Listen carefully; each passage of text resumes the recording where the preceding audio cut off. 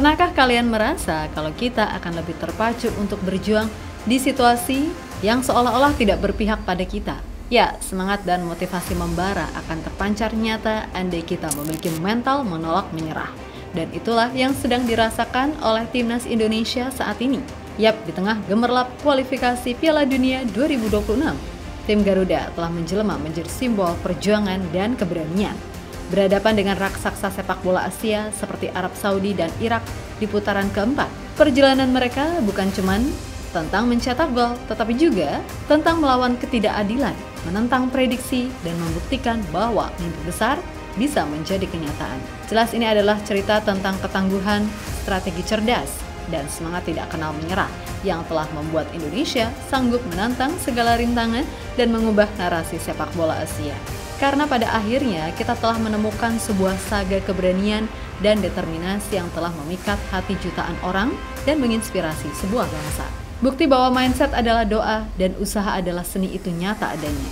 Yap, dalam pembahasan kali ini, Mimin akan mengupas perjuangan heroik Indonesia, terutama tentang semangat pantang menyerah yang menginspirasi.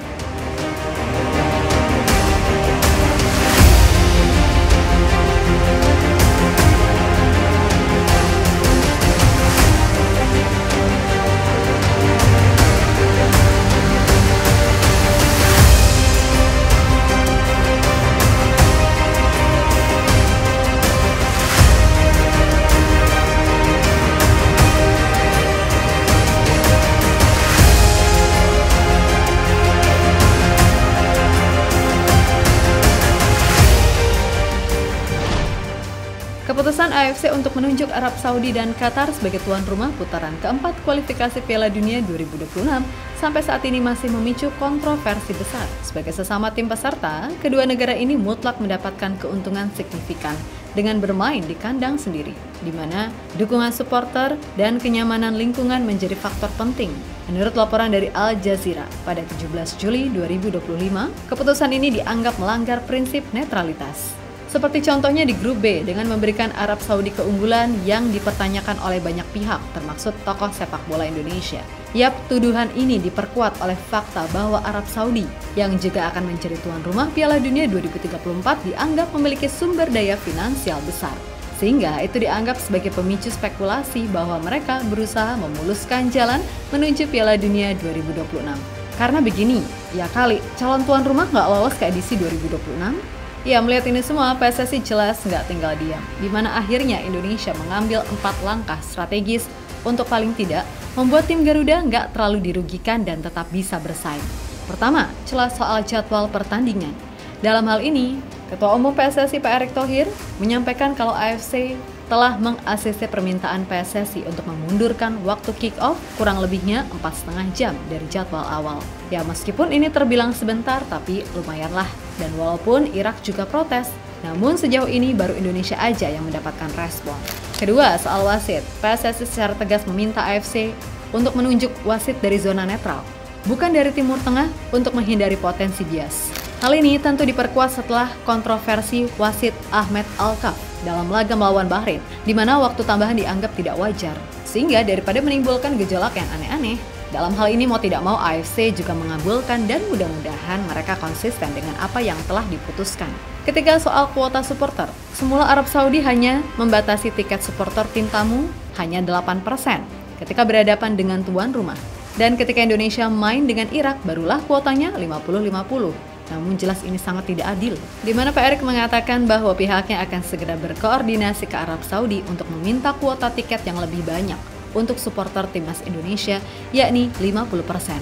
Tentu saja, usaha ini dilakukan karena banyaknya warga Indonesia yang tinggal di Arab Saudi.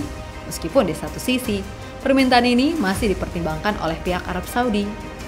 Trauma sih kayaknya mereka usai melihat gimana meriahnya supporter Indonesia pas di pertemuan pertama round 3. Kami akan mengirim surat kepada pihak Arab Saudi untuk membuka akses penonton timnas Indonesia.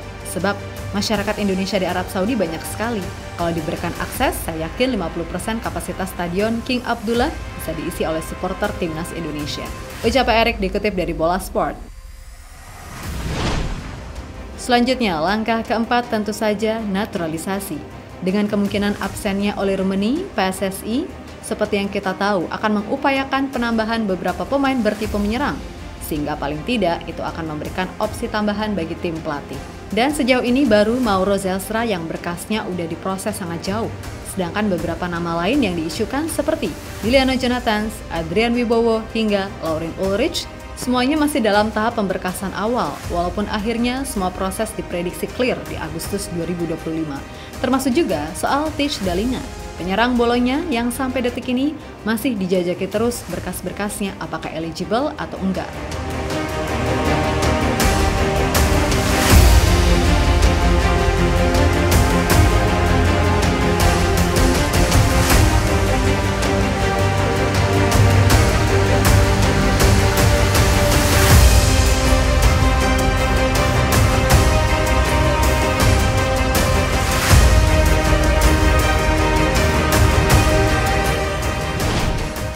Sementara itu melihat keberanian Indonesia dalam menentang sesuatu yang dirasa nggak adil, diketahui membuat Arab Saudi cukup terkejut, sebab dengan sumber daya finansial yang jauh lebih besar, mereka sama sekali nggak menyangka tim peringkat 118 dunia seperti Indonesia berani menggugat status quo.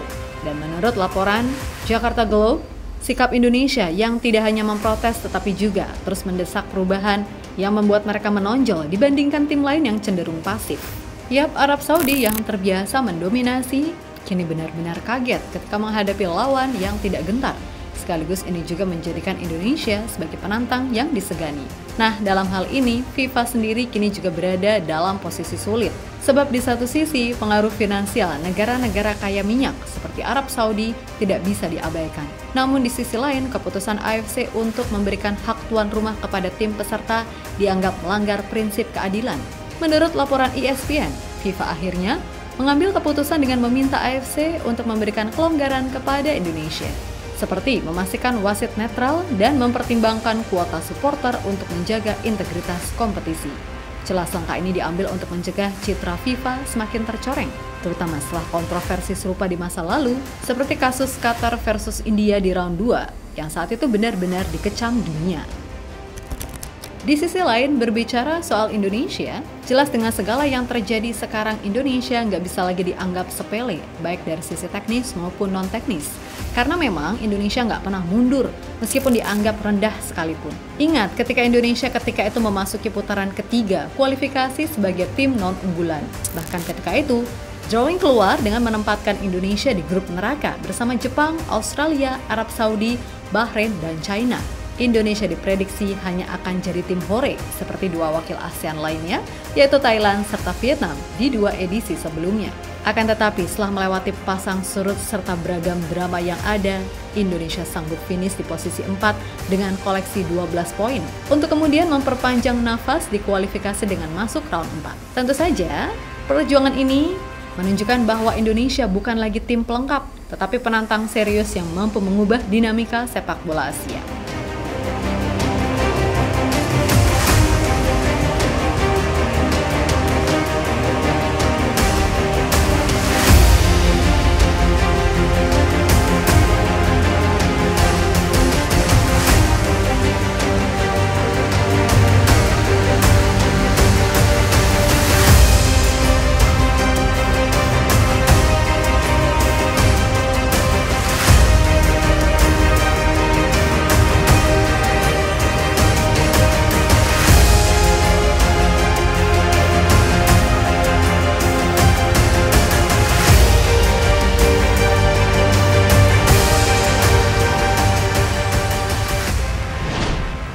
Yap, terlepas dari apapun, yang jelas Indonesia sudah terbiasa dengan label underdog.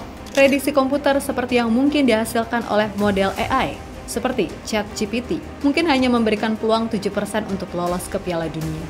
Namun, sejarah Indonesia penuh dengan momen, di mana kita selalu bisa mematahkan ekspektasi. Dari 2 kemenangan penting home away atas Vietnam di round 2, hingga performa gemilang di putaran ketiga, Garuda terus menunjukkan bahwa semangat juang mereka lebih kuat dari angka-angka statistik. Ya, perjuangan timnas Indonesia adalah kisah tentang menembus batas ketidakmungkinan. Dianggap sebagai tim kemarin sore di panggung kualifikasi Piala Dunia. Namun sekarang Indonesia telah mengubah peta kekuatan sepak bola Asia. Sebagai satu-satunya tim ASEAN yang bertahan sampai masuk putaran keempat, Indonesia layak menjadi kebanggaan kawasan. Di bawah asuhan Patrick Kluivert, Garuda tidak hanya bertarung untuk kemenangan, tetapi juga berjuang untuk bisa menginspirasi generasi baru. Kami tidak di sini untuk sekedar ikut serta, kami di sini untuk bersaing, menang, dan menunjukkan bahwa Indonesia layak berada di panggung dunia, ujar Kluivert dikutip dari Al Jazeera. Yap, ketika Indonesia bersiap menghadapi Arab Saudi dan Irak, dunia menyaksikan bukan hanya pertandingan sepak bola, tetapi kisah epik tentang keberanian, ketangguhan, dan semangat pantang menyerah. Garuda telah terbang tinggi, dan langit Piala Dunia 2026 bukan lagi mimpi yang jauh karena nyatanya sekarang hanya berjarak 2 pertandingan saja.